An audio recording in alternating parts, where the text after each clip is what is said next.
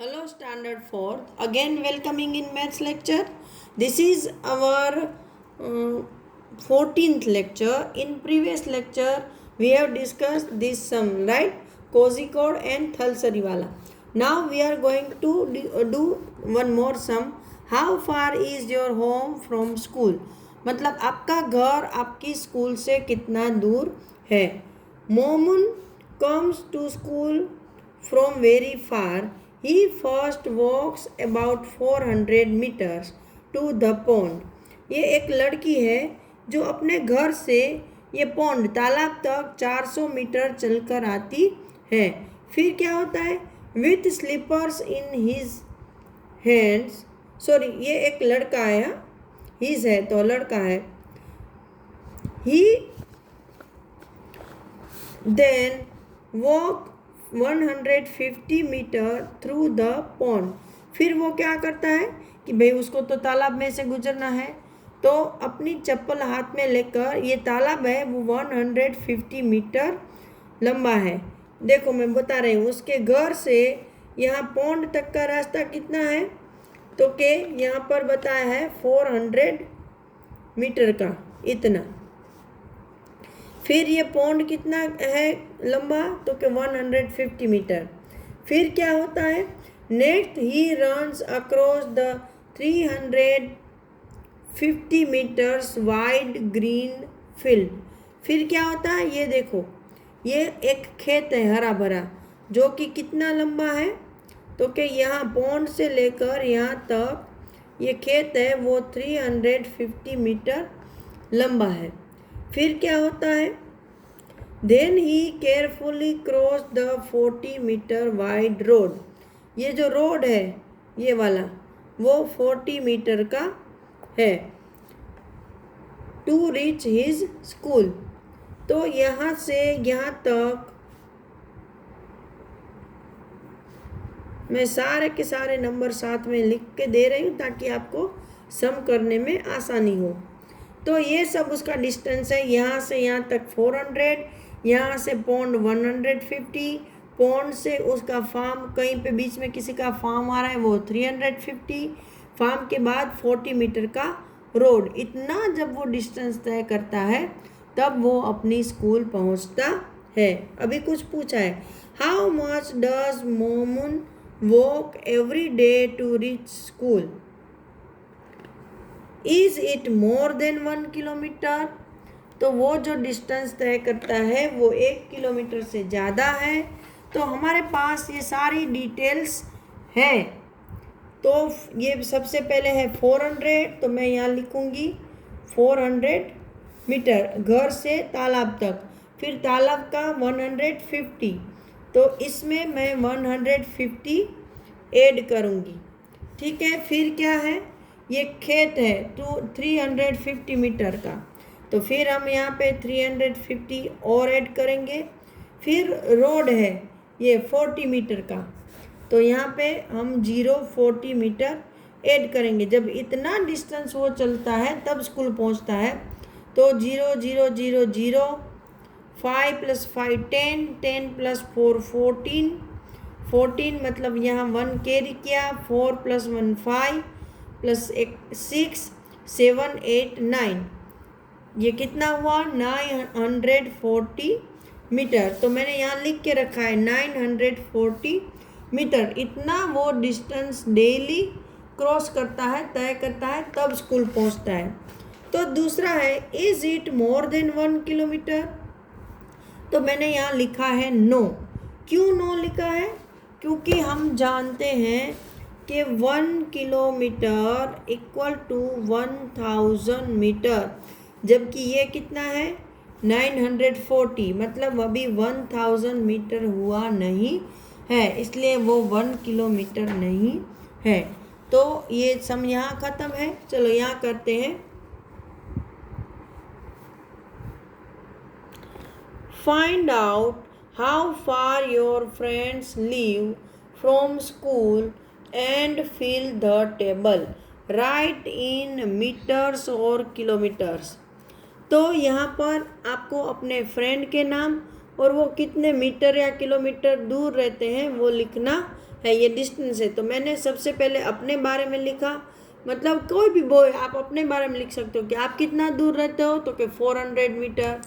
फिर मैंने अलग अलग बच्चों के नाम लिखे हैं। सोहेल 500 मीटर रहता है, अमित ये अप्रोक्सीमेटरी है, 200 किलोमीटर, 100 मीटर, हम सब के सब 500 किलोमीटर के अंदर ज़्यादातर रहते हैं। तो ये मैंने अप्रोक्सीमेटरी ये सब लिखा है, आप भी जो चाहे वो लिख सकते हो, लेकिन 5 किलोमीटर से ज़्यादा दूरी मत लिखना, क्योंकि इतनी ज़्यादा दूर से शायद ही कोई बच्चा आता है।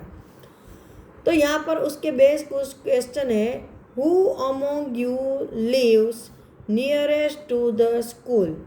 यहाँ पे देखो स्कूल से सबसे ज़्यादा करीब कौन रहता है, तो एक तो ये सोहेल रहता है और दूसरा मैं खुद, क्योंकि मैं सबसे ज़्यादा करीब हूँ। Next, who live farthest from the school, school से सबसे दूर कौन रहता है, तो जो ये तो मीटर में है, ये सब किलोमीटर में, उसमें हम कंपैरिजन करेंगे। ये 2, ये 1, ये 5, सबसे ज़्यादा किलोमीटर किसके हैं, रोहित के, तो मैंने यहाँ रोहित का नाम लिख दिया है। Next, how many children live less than 1 kilometre away from your school, कितने बच्चे हैं जो स्कूल से 1 किलोमीटर के अंदर के एरिया में आते हैं। तो देखो ये 1 किलोमीटर से ज़्यादा है, ये 1 किलोमीटर से ज़्यादा है, ये सोहेल है वो एक है और एक मैं हूँ, तो आप 2 लिख सकते हो कि एक मैं और एक ये सोहेल, हम दोनों ही, तो 2 बच्चे। आपने जितने अगर 1 किलोमीटर के अंदर डाले हैं आप लिख सकते हो। Is there anyone who live more than 5 kilometre away from the school, how do they come to school. यहाँ 5 किलोमीटर से ज़्यादा दूर तो एक रोहित ही रहता है, और वो स्कूल कैसे आता है, तो हम क्या लिखेंगे, बाय बस। अगर कोई और है वैन के थ्रू आता है तो हम वो भी लिख सकते हैं। चलो यहाँ पर कुछ क्वेश्चन आंसर है। How long is the thread in a reel, मतलब वो जो कपड़े सीने की रील आती है, जो हम सिलाई मशीन में यूज़ करते हैं, मम्मी जिससे कपड़े सीती है, वो कितनी, उसका जो धागा होता है वो कितना लंबा होता है। तो भाई रील भी अलग अलग साइज़ की आती है, उसके अकॉर्डिंग उसका थ्रेड धागा वो भी अलग अलग साइज़ का होता है, लेकिन 50 मीटर, 100 मीटर, 200 मीटर, 500 मीटर ऐसे उसका धागा आता है। दूसरा है, how long is the string of a kite reel, can it be more than a kilometre long. यहाँ पे पूछा है कि जो हम काइट की वो रील लेते हैं, जिसको हम फिर की बोलते हैं, वो कितना लंबा होता है। तो वो भी आपको पता है कि अलग अलग साइज़ की फिर की आती है। इसमें मैंने लिखा है कि भाई 500 मीटर की आती है, 1000 मीटर की आती है, इससे भी ज़्यादा की आती है ना। तो यहाँ पे 1000 मीटर हो गया, तो वो इसने पूछा है दूसरा कि भाई क्या वो 1000 मीटर से ज़्यादा 1 किलोमीटर से ज़्यादा हो सकती है, तो हाँ हो सकती है, क्योंकि 1000 से ज़्यादा भी आती है। तो 1000 metre equal to 1 kilometre. If a handkerchief is made out of a single thread, how long would that thread be, मतलब अगर एक हैंडकरचीफ रुमाल एक ही धागे से बनाया जाए तो वो धागा कितना लंबा होना चाहिए। तो इसमें भी वेरिएशन हो सकते हैं कि भाई आपका हैंडकरचीफ छोटा है या बड़ा, तो मैंने एवरेज मार्क डाल के उस थ्रेड का जो मेज़रमेंट लिखा है वो 4000 मीटर लिखा है, मतलब 4 किलोमीटर। तो यहाँ 21 पेज ख़त्म हुआ। चलो हम नेक्स्ट पेज थोड़ा डिस्कस कर लेते हैं। यहाँ पर एक छोटी सी पोएम है, आई विश आई वेयर, मतलब मैं चाहता हूँ कि मैं क्या हूँ। I wish I were a kite so that I could rise above this buildings height. क्या बोल रहा है कि भाई मैं चाहता था कि भाई मैं एक काइट बनूं, ऐसी काइट जो कि दूर दूर उड़ सकती है। कितनी दूर, तो क्या बिल्डिंग हाइट्स, ये बिल्डिंग है उससे भी दूर ये काइट उड़ रही है ना। तो ये पहले तो बच्चा बोलता है कि मैं इतना दूर काइट बनना चाहता हूँ और काइट बन के बिल्डिंग से दूर उड़ना चाहता हूँ। फिर दूसरे स्टैंजा में बोलता है I wish I were a bird so that I could fly and reach about that kite. फिर उसको सोच आती है कि भाई काइट से भी ज़्यादा दूर तो बर्ड जा सकते हैं, तो वो क्या बोलता है कि मैं चाहता हूँ कि मैं बर्ड बनूँ और इतना उड़ूँ कि मैं काइट से भी दूर जा सकूँ। Third stanza I wish I were a cloud so that I could move about those little birds. फिर बच्चा बोलता है कि मैं विश करता हूँ, इच्छा मांगता हूँ कि आई वेयर अ क्लाउड, मैं क्लाउड बनूँ। और क्यों क्लाउड बनूँ? सो दैट आई कुड मूव, ताकि मैं जा सकूँ, मूव कर सकूँ वो जो छोटे बर्ड हैं, अबाउट दोज लिटिल बर्ड्स, वो जो छोटे बर्ड्स हैं उससे भी दूर जा सकूँ। फिर नेक्स्ट क्या है? I wish I were a plane. फिर उसको लगता है कि भाई क्लाउड से भी ऊपर तो प्लेन जाता है, तो वो बोलता है कि भाई नहीं, अभी तो मुझे प्लेन बनूँ, ऐसी इच्छा है। सो दैट आई कुड राइज, ताकि मैं ऊंचे जा सकूँ। कितना ऊंचे? About the cloud and the hills. ये क्लाउड और हिल्स, उससे भी ऊपर ये प्लेन बन के मैं उड़ सकूँ, इसलिए मैं प्लेन बनना चाहता हूँ। वापस एक बच्चा है यहाँ पर, देखो वो पहले चाहता है कि मैं काइट बनूं और बिल्डिंग से ऊपर उड़ूं। फिर वो चाहता है कि नहीं, मैं बर्ड बनूं और मैं काइट से ऊपर उड़ूं। फिर वो चाहता है कि मैं क्लाउड बनूं, ताकि मैं ये बर्ड से भी ऊपर उड़ूं। फिर वो चाहता है कि मैं प्लेन बनूं, ताकि मैं क्लाउड और ये जो हिल्स है उसके भी ऊपर उड़ सकूं। तो यहाँ पर कुछ 4-5 क्वेश्चन है। सबसे पहले, which is the highest building that you have seen? About how many rooms high was it?